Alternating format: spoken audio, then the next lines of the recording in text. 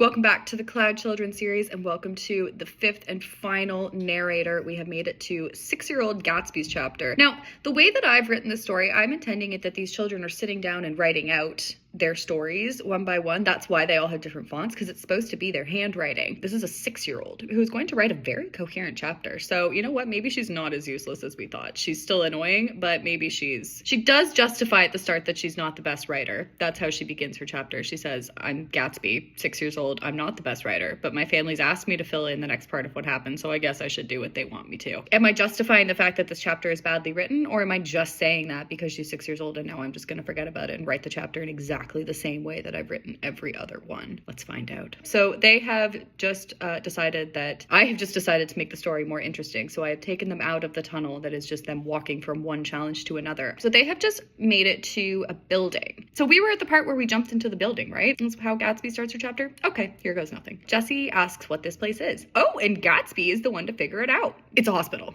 Gatsby says that she had tonsillitis when she was 5. And she spent a week in the hospital from tonsillitis. And so when she got out, she had to inhale her pillow for 24 hours before she got the smell out of her nose. Why are we here? Says Matt. And Gatsby says, I don't know. Maybe we should start there. Jessie points to a door at the end of the hallway. And so they say, yeah, sure, sounds good. So they go down the hallway and go into the door. Oh, an astounding sight met my eyes. They're in a hospital room. Guess who's in the bed? It is Seth in the bed. Do you remember Seth? Seth is the leader back at the camp who was around for about 5 minutes and gave all of the exposition and then threw the children through this magical door to this magical Cloudchildren world. And right before he shoved Jessie through the door, just casually mentioned that he was their father. I'm pretty sure that was the plan, was that Seth is their father. I don't know how they don't know this, because they all well, maybe not the younger ones, but Jessie and Zoe, I'm pretty sure, are old enough that they remember their father. I don't know how Seth is their father and they either, maybe he looks different or shapeshifted, or maybe he's not the father that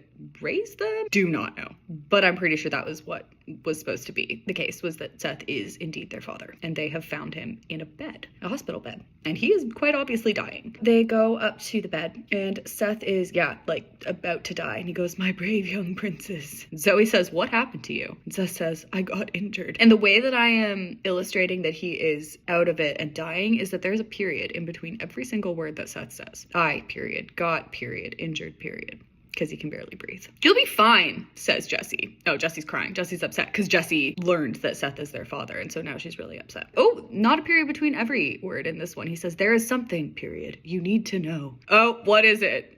Says Jessie. I, period, am, ... And then he dies. What do you think he was gonna say? Luke, I am your father. All right. Beeping computer, steady tone, no breaks in the sound. I knew what that meant. Seth was dead. That is a 6-year-old who knows what it sounds like to flatline. So they all just cry. That is an impact statement. And we all cried. So they're all just laying on the floor crying. I'm not sure if we talked again that evening. Oh, they just fall asleep. These guys have got 72 hours to go and defeat whoever this evil creature is, but they have just stopped and slept for a while. We have described how all of them are sleeping and where they're all sleeping. Jessie is really upset about this. Tears are on her cheeks. I felt bad for her. She's acting like she lost her father again. Maybe she has. So everyone wakes up. They're all just sad and crying. And we write another paragraph about how they all wake up. They're all just hugging each other because they're sad. And Zoe says we have to keep going. Yeah, obviously. Oh, more descriptions of how they're all doing. Jessie looked ghostly. Zoe looked miserable. Matt looked angry. Well, when is he not? And Rick looked like he was mourning. Oh, for him. We have to keep going for him. You should probably keep going for the entire world. Like, you're supposed to save the world here. I'm pretty sure. I don't entirely know what they're doing, but apparently whatever it is, they're doing it for Seth now. It didn't seem right. Seth had been such an icon to the Cloudchildren. Yeah, he was around for about 5 pages. Didn't seem possible that he could have died. Oh, and Matt says, I wonder what he was gonna tell us. And Zoe and Rick have no idea, but Jessie looks vaguely disturbed. Jess, do you know something? Says Rick. Oh, and Jessie obviously does, but is not about to tell them. Jessie says, we need to go. We're losing time. And she's right. We only had 2 more days. How do you know that? Have you been keeping track of the time? Oh, the door has disappeared. They turn around to face where the door is, and it's not there anymore. Oh no, Jessie flings herself at the wall. How's that gonna help? We're trapped in a room with a dead guy. That's Matt's concern. I mean, I get it. That is a bit of a concern. Yeah, about that, says Zoe. And they turn around and Seth is gone. The bed, everything, the hospital setup is gone. So were they really in a hospital? We don't know. Jesse is freaking out about that. Oh, and Jesse says, I'm sorry guys, I'm such a mess. Matt says, it's okay, we're all upset. And Jesse says, you're right, we have to put our troubles behind us. Figure out how to get out of here. And then Jesse just falls on the floor, cries out in pain, falls on the floor. Oh, because she has just gotten a message. So somebody beamed a message or something into Jesse's chest, and obviously that hurt quite a bit. So Jesse has fallen on the floor. Rick asks if she's okay, and they all kind of sit down in front of her. Jesse says, yeah, I'm okay. It's just like I got a message. And she reaches into her sweater pocket, and there's a piece of paper. So they have just gotten a message. Oh, it's a decoding chart. And Gatsby smiles because that didn't sound too hard. I thought we were told that the challenges were going to get harder. Oh, but everyone else is concerned about that. Is it going to help us, says Zoe. Well, probably. That's probably why you got it. I'm not sure, but it might, says Jesse. And it makes no sense. Oh, but Gatsby's about to save the day because the symbols on the chart look familiar. And then she realizes, do you remember right at the start, the very first task where there were a whole bunch of snakes on the floor and they had to step through and step on certain symbols based on a pattern that was on Jesse's bracelet? And they realized that probably each of their bracelets were going to help them with a specific puzzle of some sort. This is Gatsby's turn. So Gatsby says, those are the symbols that are on my bracelet. And Jesse says, you're a genius. So they grabbed the decoding key. We set to work decoding Gatsby's bracelet. Took us about 15 minutes because of the fact that there were 5 of us working on it. So I guess they're just arguing the whole time, and that's why it takes them 15 minutes. I don't entirely know why it takes longer with 5 people all working on it, but apparently, whatever. When we were finished, we had a very strange word to work with, and the word is humpdawn.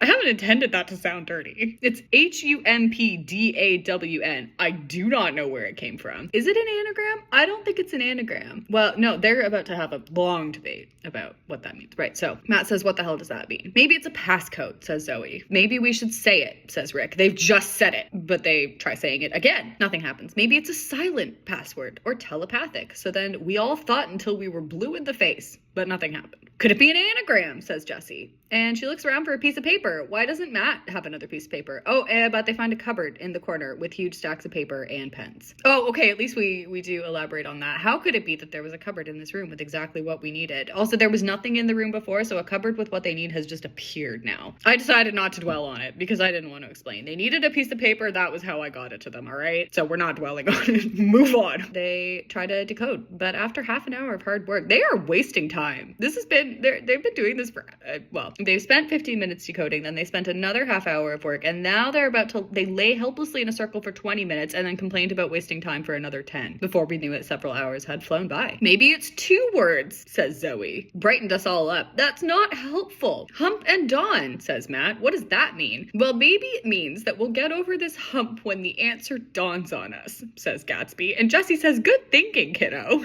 But that doesn't get us any further than we were an hour ago, says Zoe. I'm hungry, says Gatsby. And then all of a sudden, they find a silver cupboard appears in the room now that Gatsby has said that. No way, says Jesse. What happened? It just appeared. That happened before. A desk appeared when we were trying to figure out the anagram. Oh, right, with all the paper. Oh, here we go. Lengthy food description. Jesse opens the door to the cupboard. There are 3 shelves. One has peanut butter and jelly sandwiches. Another has chocolate chip cookies. And the third has Mountain Dew. Oh, these are Gatsby's favorite foods and drinks. So I've described them because I describe everything that they eat ever. But I've described this specifically because these are Gatsby's favorite foods. So what's happening, obviously, is that whenever they need something or think about something, this has taken them, wow, these guys are taking a while to figure this all out. Obviously, this room is reading their minds. Okay, so they eat for another 20 minutes. 20 minutes to eat some sandwiches and a cookie. Not paying any attention to the fact that a cupboard had appeared out of thin air. They don't care about that part. They're just too hungry. Okay, so now they finally start to discuss. Wow, this is a slow burn here. Okay, when we were worried about being locked in a room with a dead guy, he disappeared, says Zoe. When we needed paper, a desk full of it appeared. And when Gaddy was hungry, a cupboard of her favorite foods appeared. Does this not seem suspicious to anyone else? Of course it does. Come on, guys, think. There has to be an explanation, says Jesse. And Matt figures it out. Matt is saving the day at every turn here. Jesse has just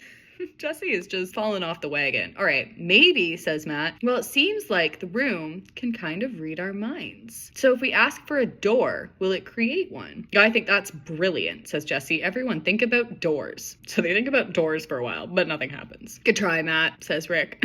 Why wouldn't that work, though, says Gatsby. Why wouldn't it? It doesn't make a lot of sense why that wouldn't work. Maybe whoever created this world doesn't want it to be that easy, says Zoe. I really didn't. Obviously, I'm the one who created this world. I really didn't want it to be that easy. But this has been like 3 pages of this. Can we move on? Or maybe we've told them that it can't be that easy. What? Says Gatsby, cause same. I see what you're saying. Jesse gets it. You mean that since everything we think about this room is true, we've already thought it's too easy to let a door appear. That way a door won't appear when we think of it because we banned it. Okay. That leads us to the question of who's controlling the room, says Gatsby. Us, says Zoe. Think about it, guys. It makes sense. It really does. I think she's right, says Jesse. So what we really should be doing is imagining ourselves out of this room. Finally, they do it. So they find themselves lying in the middle of a parking lot. Well, the good news is that we did it, says Rick. The bad news being that we don't know where we are, says Jesse. Well, we should probably look around, probably. And then they hear a horn honking. And Gatsby says, hey guys, there's a road. And Jesse says, I bet we can follow it and find something. And Matt says, why don't we follow it then? They start walking down the road and there's lots of trucks. Judging by the sun, I figured it was about midday. This girl is 6 and she knows how to read time based on the position of the sun. That meant we had to be halfway through our quest and we were a lot closer to having to face Bot. What's up?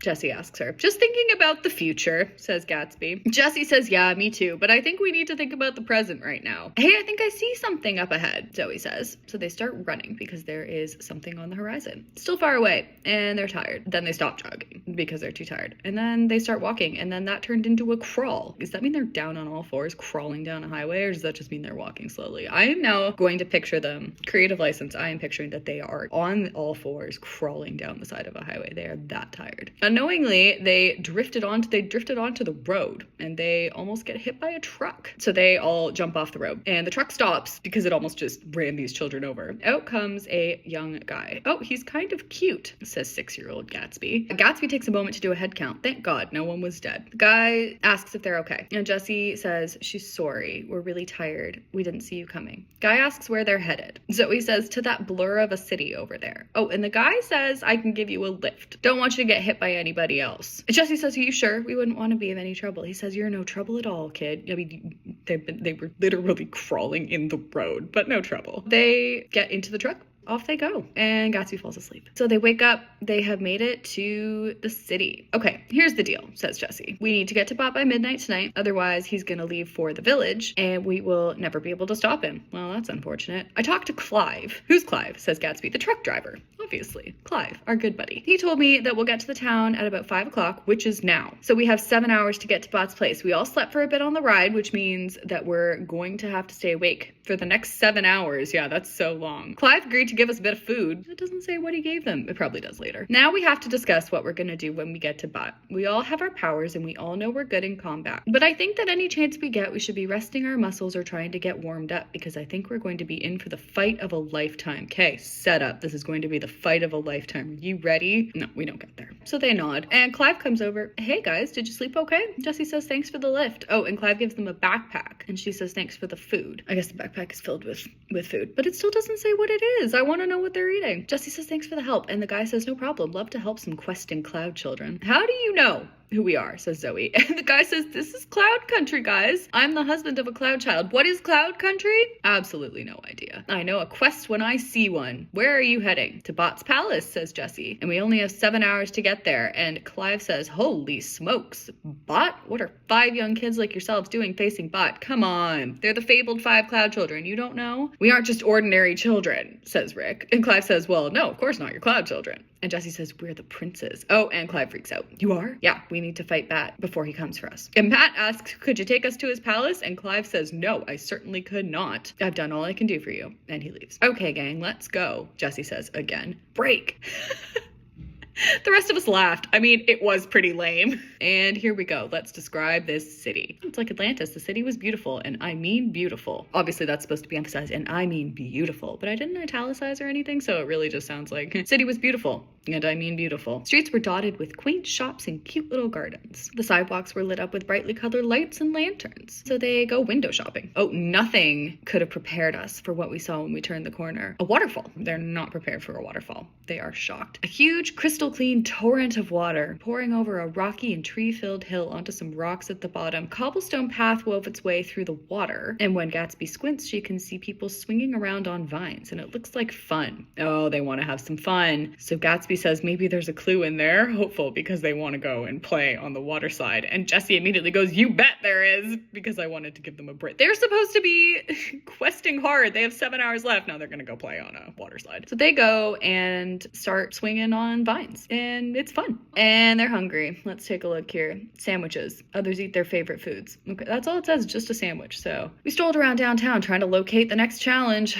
Yeah, well, what's it gonna be? Okay, that was when we found the store. It was one of the stores that we would have walked past had we not seen the name. Okay, that's definitely the next challenge, says Jessie, because the store is called Prince's. So they go inside. The store is chilly and smells like leather. Gatsby looks for merchandise, but there isn't any. There's just a desk with a woman. And she looks up and says, is it you? Meaning the princess? Jessie asks. And the woman says, it is you. Oh, here we go. Long tan skirt, top button down, black sweater, and glasses. Oh, it's wonderful to see you finally, says the woman. Does that mean you're going to face Bot? She asks, and Jessie says, yeah, who are you? And the woman says, my name is Lola Newmosk. I'm the owner of this store. And Gatsby says, but you're not selling anything. Oh, aren't I? Says Lola Newmosk. I'm a postman. I deliver letters. So you're technically not selling anything, says Matt. Oh, Matthew, you're just like all the stories, says Lola. What stories? That's what Matt says. What stories? I don't know. Something just came in for you this morning. There is an envelope. In the envelope, there is a note, and all it says is, don't trust him, Seth. So, Seth is still alive. Seth has told them not to trust somebody. Who do we think they shouldn't trust? Probably the evil man. But yes, there is the cliffhanger. That is the end of it, and we will see you for the finale later on.